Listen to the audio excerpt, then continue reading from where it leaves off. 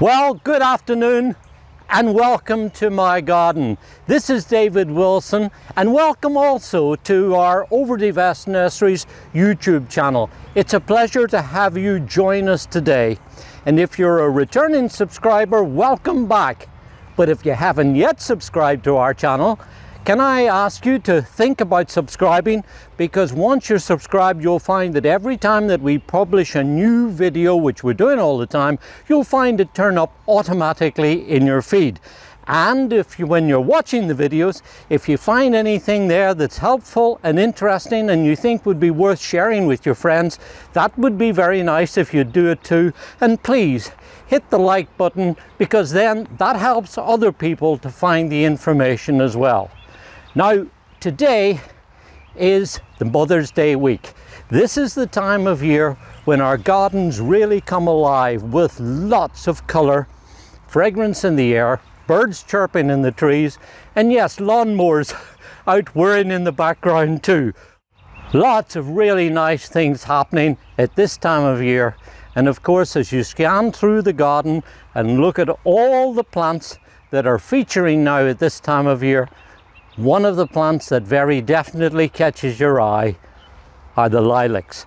When you see them in a garden like this and you smell the fragrance in the air and admire the colour, you realise just what fantastic plants they are.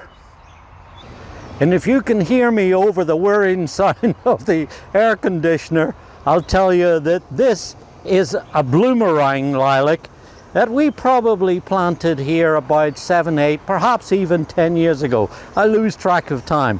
But one of the interesting things about this variety is, after all that time, as you see, it hasn't grown much more than about 4 or 5 foot or so. And every year, now at this time of year in mid-spring, it's absolutely covered with lots of these gorgeous flowers. And what's more, they come back to flower again in late summer and in the fall. And then elsewhere in the garden, we have some beautiful plants of probably one of the most reliable varieties that we have here in the garden, and that's Syringa miskim. And we think so much of it that we actually have 2 plants here in the garden. It's a little later flowering than the bloomerang, but man, when this comes out, is an excellent performer, one that does well year in and year out without a whole lot of care and attention. And one of the things I should say right off the bat, and that is that these plants are incredibly hardy. These are zone 3, would you believe? Which means that they'll grow anywhere easily in our region. And to grow them in a garden situation, all they want is an average garden soil that's free draining. Good drainage is important. They just won't do in a wet, soggy place. Give them average, good draining conditions, and you'll find that they'll establish and grow away very well. Then look for a sunny spot. Somewhere that gets about 6 hours or more is ideal. They will grow in a partially shaded site, but they won't flower quite as profusely as they will when they're out in an open situation like this with lots of sunlight. Now, when you're visiting some of our partnering garden centres here in this region, that's the mid-Atlantic and northeastern states of the US, you're certainly likely to encounter some of these forms, ones that we generally call the dwarf lilacs. Now, as you go in, you're also probably going to find some of what they call the old-fashioned lilacs, or sometimes known as the French or common lilacs. There's some growing over here that were absolutely glorious about a week or 10 days ago.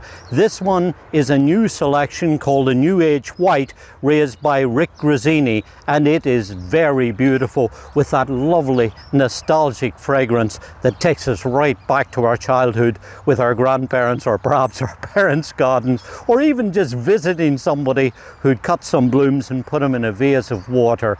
Lovely, lovely fragrance.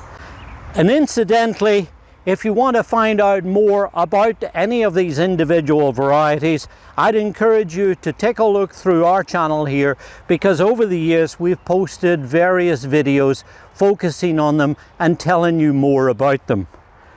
But one of the ones that I wanted you to know about is this gorgeous variety here, because this is probably one of my favorites and probably one of our nursery's co-workers' favorites too.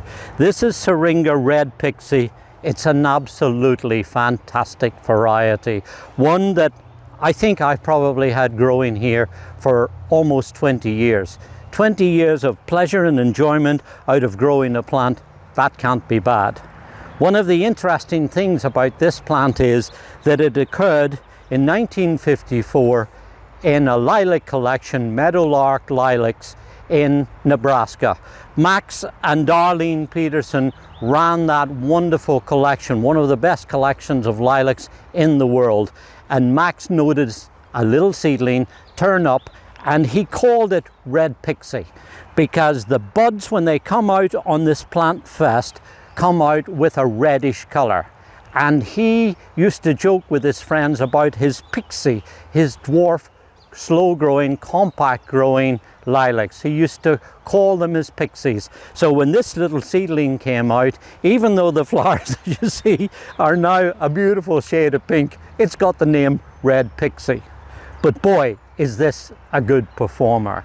And I take a lot of pleasure out of growing and having this in my garden every year. But you know, one of the things about growing lilacs in the garden is that they have sometimes a tendency to get a little woody, get a little leggy, and run out of steam. So to keep them nice and vigorous and healthy and very free flowering, there's a little trick that I wanted to tell you about, one that I employ regularly here in my garden. And if you have lilacs in your garden, I think you'll find that it will make them a little bit more beautiful too.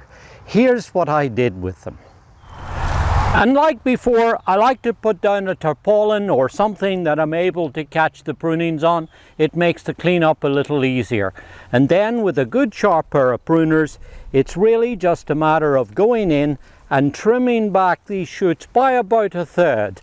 And so you can reach in here and cut back these branches, making a cut just above a bud or at a joint in the branches either. So you can take these back. Generally speaking, this will help to open up the plant. If when you're in here you come across any old diseased, dead, diseased or damaged wood, you can certainly thin that out as well. You're generally just reducing the size of the plant and making it so that then it will stimulate new growth that's going to break out and create then lots of young growth that's going to carry the flowers for next spring. As you see, some of these I'm taking back a little stronger than some of the others.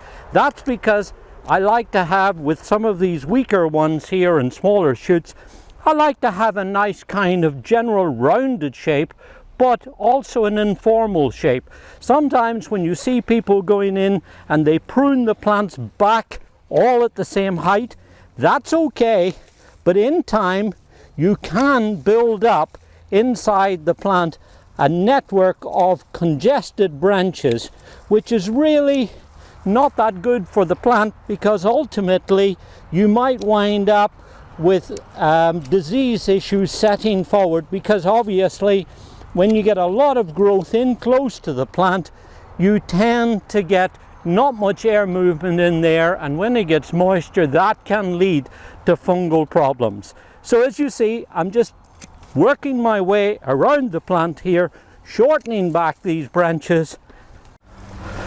Now if you look at these shoots, you'll see that these are the ones that have now carried the flowers from last year. So there's lots of spent flower heads on here that are filled with seeds, and really That's the important thing. We don't need those. We want the young growth to break out. So these are the ones that we now remove and shorten back.